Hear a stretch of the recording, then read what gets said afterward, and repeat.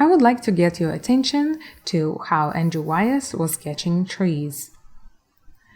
There are only a few details on the tips around the trees, not the whole tree.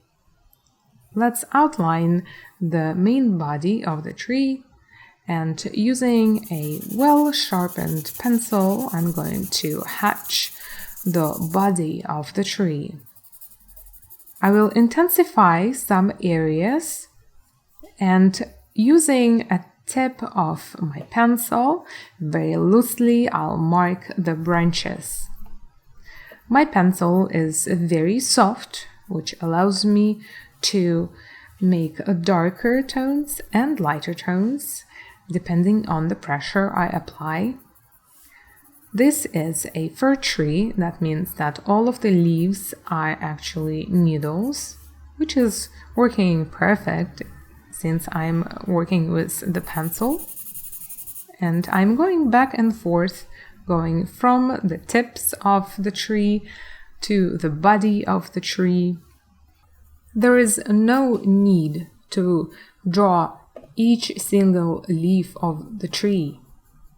Viewer's eye is catching few details and recognizing that the object that this person is looking at is a tree. That's why just giving a few hints, which are the outer branches of the tree, is enough.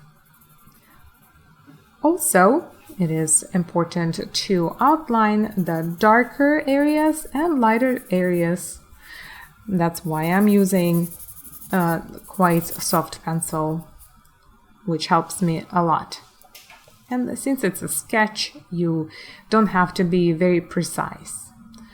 On this body of the trees, Andrew pointed out on the lighter spots and the darker spots. I'm going to show you how you can make highlights. If you would to take an eraser and just make some of the areas lighter, you can go back with pencil and add shadows or some more details. This will create a contrast. Erasing some parts of the drawing is a common technique which is used by artists.